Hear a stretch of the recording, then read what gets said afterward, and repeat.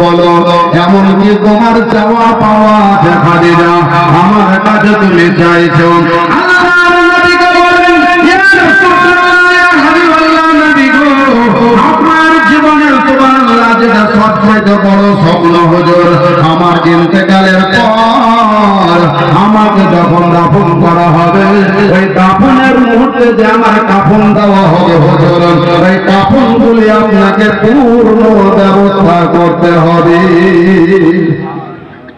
নবী বলতে আছেন আমার মনের ভিতরে চাহত আছে যে হে খাদিজা মুলকের শামের বাজার থেকে খুব মূল্যবান কাপড় কিনে তোমাকে কাফন পরিধান করাবো মা খাদিজা বলতে আছেন হুজুর না আমি ওই চাই না দামি নতুন কাপড় আমি চাই না বলে কি চাও খাদিজা হুজুর আমি চাই আপনার সুবহানাল্লাহ মাথায় আপনার সারা মুবারকে যে পাগড়ি মুবারক রয়েছে এই পাগড়িখানা হুজুর আমাকে দেবেন একবার বলে দিবেন কিনা নবী আমার বলতে আছেন খাদিজা গো এই আমার মাথার মাঝে পাগড়ি বাঁধা রয়েছে আমামা শরীফ রয়েছে এই আমামা শরীফ দিয়ে তোমার কোন কাপড়ের কাজে লাগবে তোমার কোন কাপড়ের কাজে লাগবে মা খাদিজা বলতে আছেন হুজুর এই কাপড়টাকে আপনি দুই ভাগ করে দেবেন আর দুই ভাগ করে আমি খাদিজা আর দুটি কাপড় হয়ে যাবে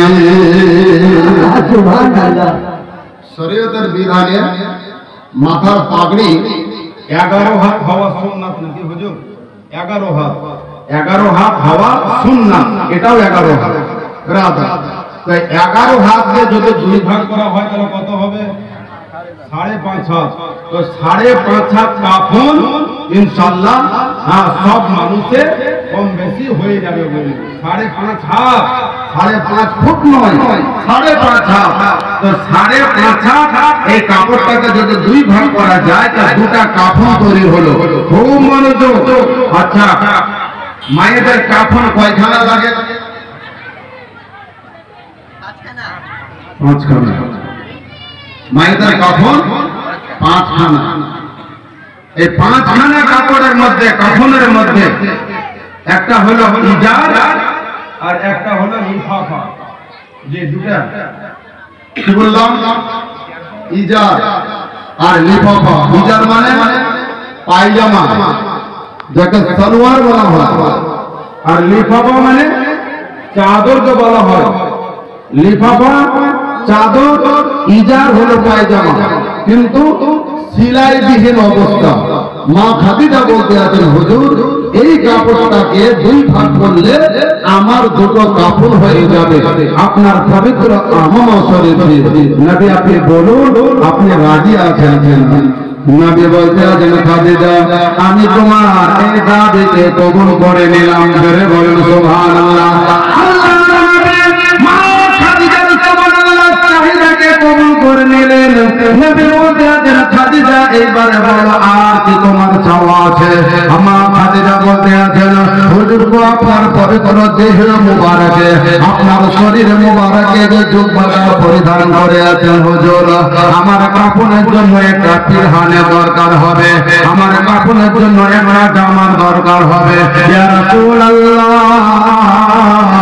ওগো আল্লাহর নবী আপনার এই জুব্বা মুবারক আমি খাদিজার জন্য আপনি পিরহান করে দিলেন কয়খানা হলো বলেন 3 খানা হলো আল্লাহর নবী বলেন খাদিজা এটা তোমাকে দিয়ে দিলাম আমার সুবহানাল্লাহ মাথার আমামা শরীফ পরনের জুব্বা তোমাকে দিয়ে দিলাম আর কি তোমার চাওয়া আছে ইয়া রাসূলুল্লাহ আপনার কাঁধের উপরে দস্তে মোবারক থাকে এই যে রুমালটা থাকে এই রুমালটা হুজুর আমাকে দিবেন। নবী বলতে আছেন খাদিজা এই রুমালটা দিয়ে তোমার কোন কোন কাজে লাগবে? মা খাদিজা বলতে আছেন হুজুর ওই সুন্নতি রুমালটাকে যদি দুই ভাগ করা যায়, একটা ভাগ আমার মাথার কেশ বান তৈরি করে দেবে না, আর আরেকটা ভাগ আমার জন্য সিনা বান তৈরি করে দেবে। ব্রাদার নবী পাকের পবিত্র আমামা শরীফ দিয়ে দুটা হয়ে গেল, আপনার পরনের জুব্বা দিয়ে তিনটা হয়ে গেল, নবী পাকের সুবহানাল্লাহ ঘাড় রুমাল দিয়ে আরো দুইটা কাপড় হয়ে গেল। অর্থাৎ নবী পাকের শরীর মোবারকে এনার পবিত্র ওযুদের উপরে যে সমস্ত আপনার কাপড়গুলি ছিল, ভাগ্যবতী মা খাদিজা আমার নবীর কাছ থেকে তিনি আদায় করে নিলেন, চেয়ে নিলেন।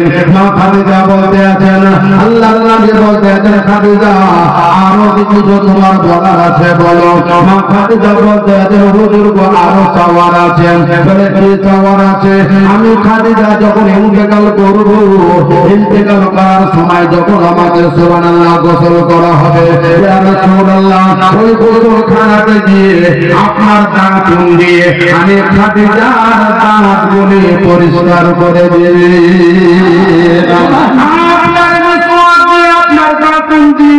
আমি খাদিজার দাঁতগুলি আপনি পরিষ্কার করে দেবেন। নাম্বার 6 হলো মা খাদিজা বলতে আছেন ইয়া রাসূলুল্লাহ আরো একটা দাবি আছে।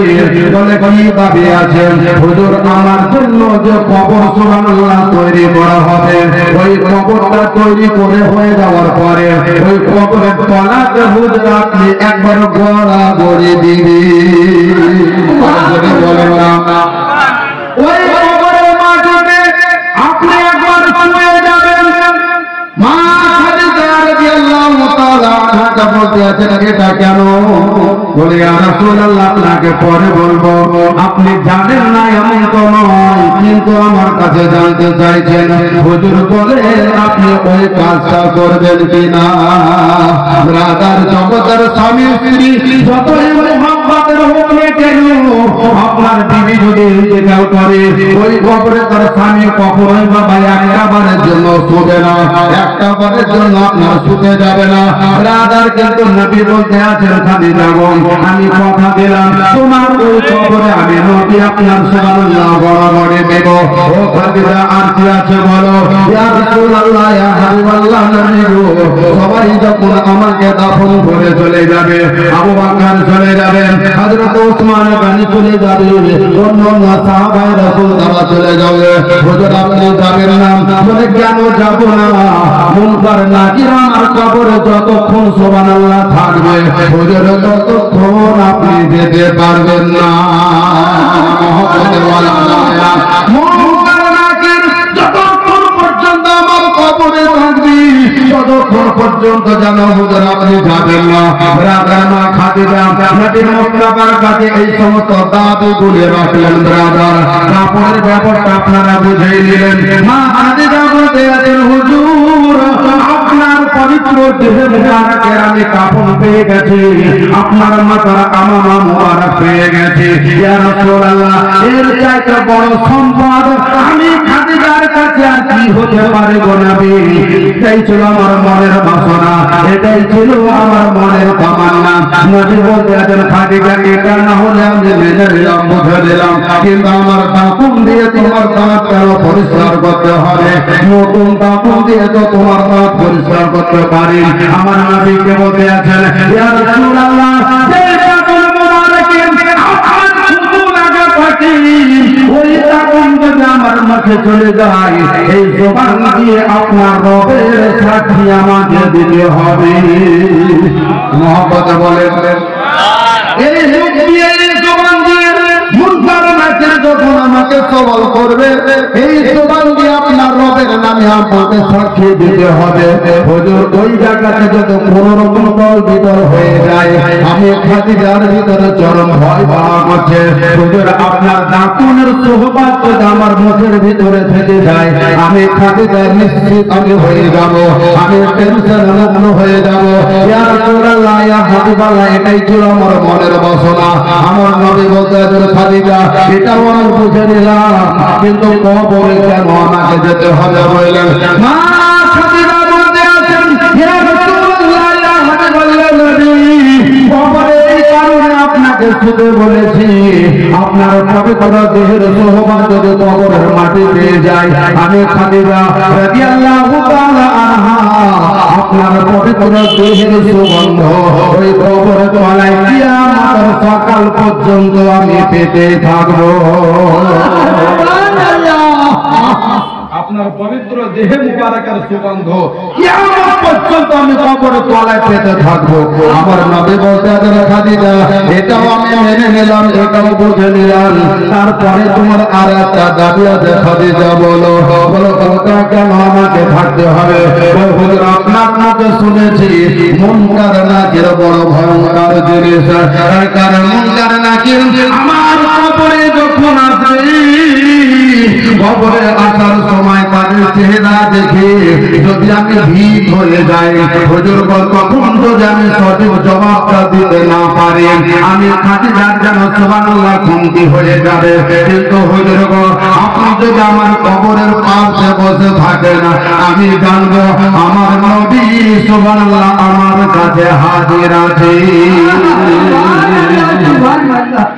আমি জানবো আমার নবী আমার কাছে হাজির আছে ও ব্রাদার আমার আল্লাহ রাব্বুল আলামিন বলেন নবী গো খাদিজাকে আপনি জানিয়ে দিন সুবহানাল্লাহ সব আপনি পুরা করবেন আর মুনকার নাকির খাদিজার কবরে গিয়ে সওয়াল করবে ওই সওয়ালের জবাব হুজুর খাদিজাকে দেওয়া লাগবে না হুজুর আপনাকেও দিতে হবে না মুনকার নাকির সওয়ালের জবাব আমি আল্লাহ নিজে দিয়ে দিব আমার প্রাণের দয়াল নবী আমার প্রাণের দয়াল নবী একবার দাও না কেন দেখা তোমায়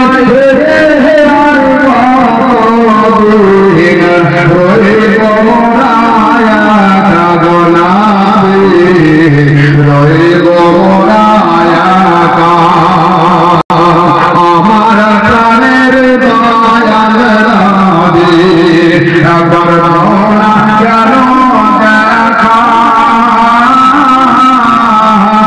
তোমায়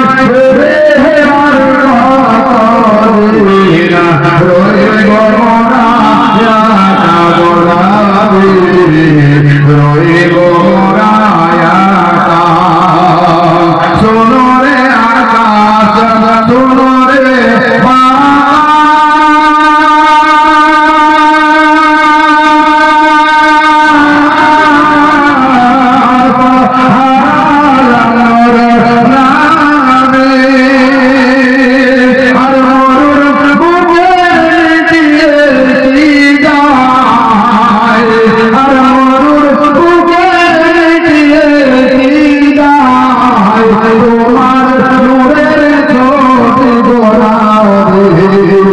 তোমার নূরের ছবি বাসে যদি না পারা যায় জোরে বলেন মোহাম্মদ বলেন বিরক্ত হচ্ছেন নাকি আচ্ছা কে কে বিরক্ত হবেন একবার হাত উঠাবেন নাকি গতকালকে নাহলে একবার ঠকে যায় ঠকবো নাকি ব্রাদার আসন আসন বলতেছিলাম বাসে যদি না পারা যায় পেলালে ভালোবাসা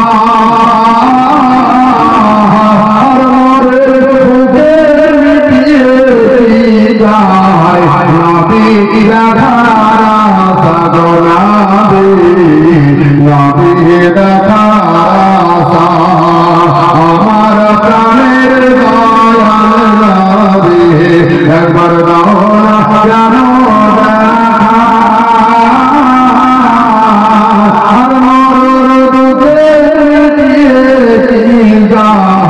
আমার নবী দেখা নবী দেখা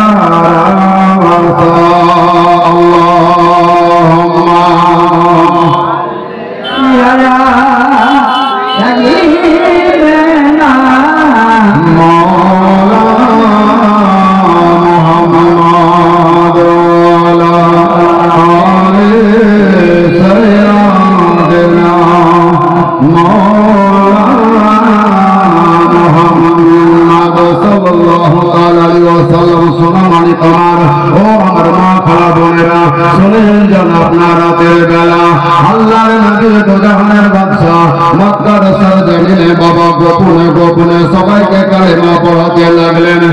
এক দুই করে মাত্র গোটা কয়েক দিনে আপনার 40 জন তিনারা ঈমান আনলেন। জোরে বলেন গোটা বিশ্বের মাঝে সারা পৃথিবীর মাঝে মাত্র 40 জন মুসলমান, 40 জন মুসলমানের ভিতরে আপনার সুবহানাল্লাহ 28টা হলো বাবা বেটা ছেলে আর 12টা হলো আপনার মেয়ে ছেলে। বললেন এই 40 থেকে বাড়তে বাড়তে আপনার আরম্ভ করে দিল আপনার সুবহানাল্লাহ মক্কার মধ্যে যে সমস্ত বংশগুলি ছিল, মক্কার মধ্যে যে সমস্ত খানদানগুলি ছিল, মক্কার মধ্যে আপনার কয়েকটা আপনার সুবহানাল্লাহ নামি দামি খানদান যাকে বলা হয় আপনার বানু আব্দুদ্দার বলেন, বানু খুজাইমা, বানু আপনার ইবনে বানু বিনতে আসার এবং বানু আপনার খুজাইল গোত্রের বিভিন্ন গোত্রের মানুষ আপনার একে একে গোপনে গোপনে কিছু পয়সাওয়ালা এবং কিছু গরিব মানুষ তিনারা ঈমান আনতে আরম্ভ করে দিলেন।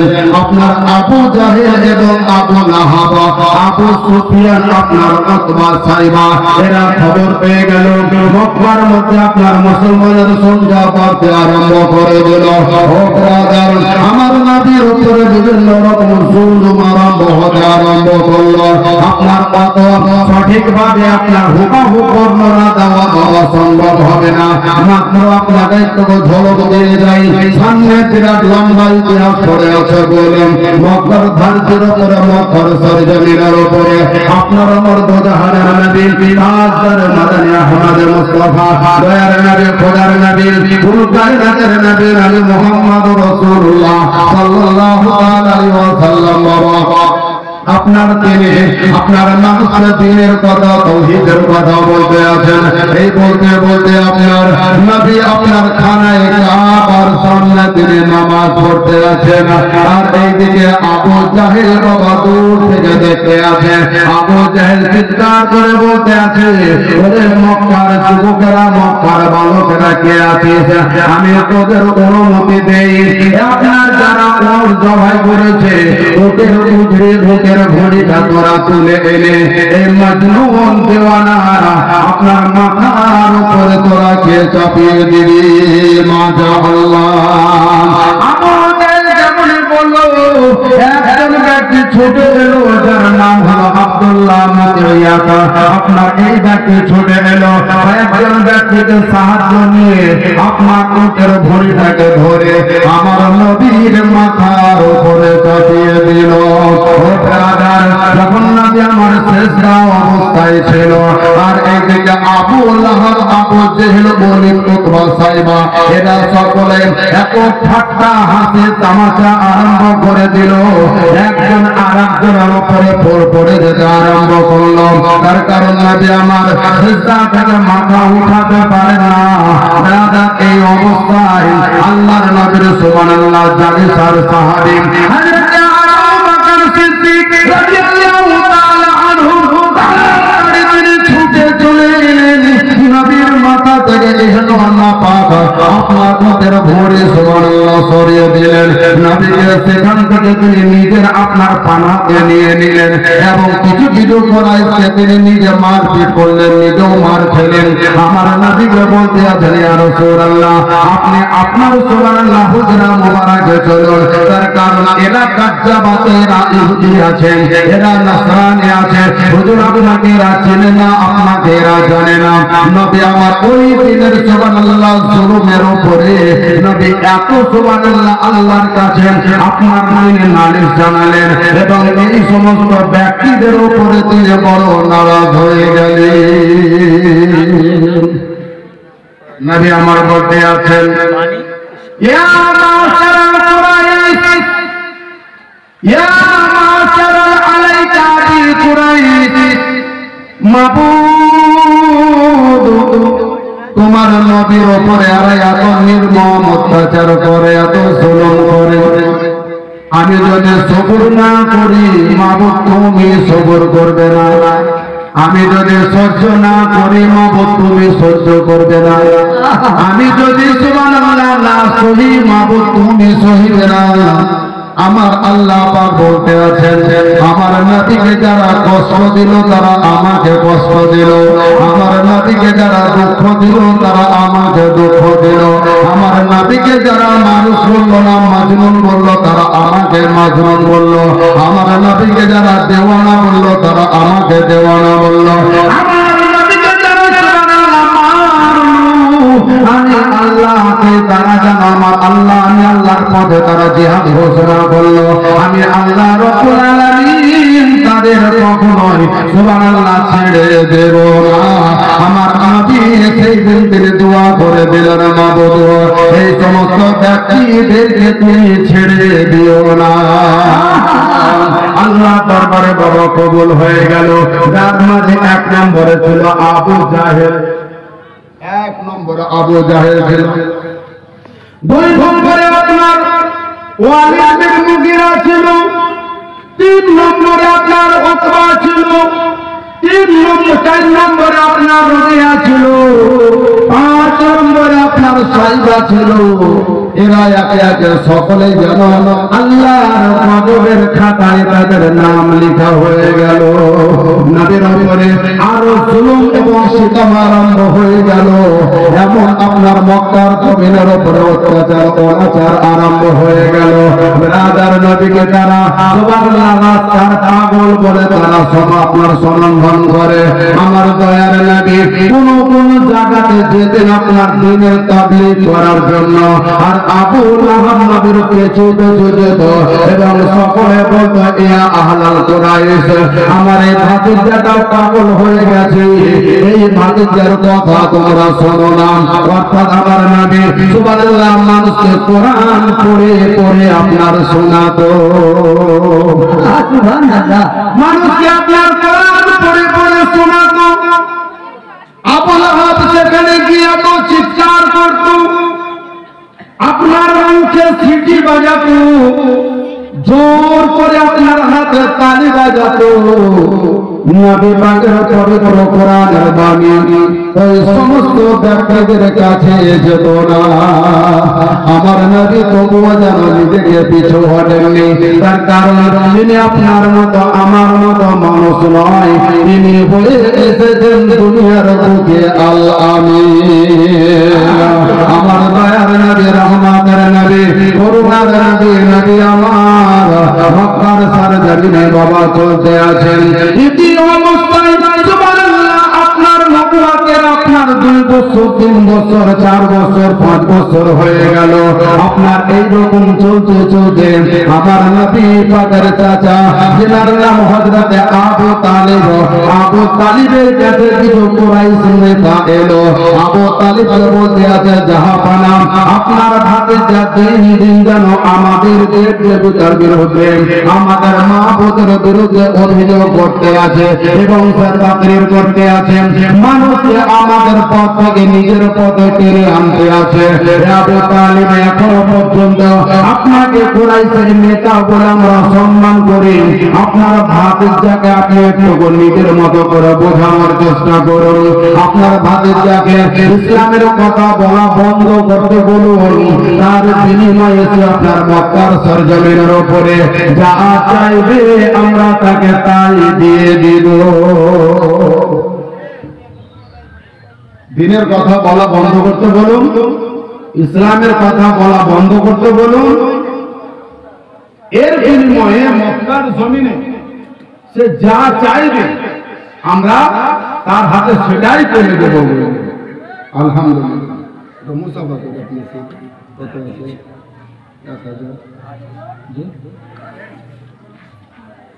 তো 12,000 হয়েছে, 7,000 হয়েছে, ভালো নাই বলতে হয় না, আল্লাহ রাজি আছে, আল্লাহ দেখবে। তো আমি তো চাইছিলাম ওই দানটা এখনো হয়নি, ওই দানটা যে দানটা আপনার কাছে চাইছি, আপনার কাছে 5,786 টাকা চাইছি। একটু ছোট করে সবাই বলেন তো নারায়ে তাকবীর, আরেকটু ছোট করে হবে না নারায়ে তাকবীর।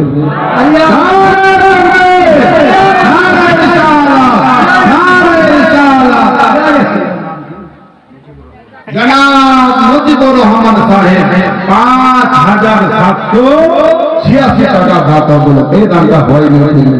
আলহামদুলিল্লাহ আলহামদুলিল্লাহ 1000 টাকা নগদ 4786 টাকা ইনশাআল্লাহ উনি দিয়ে দিবেন।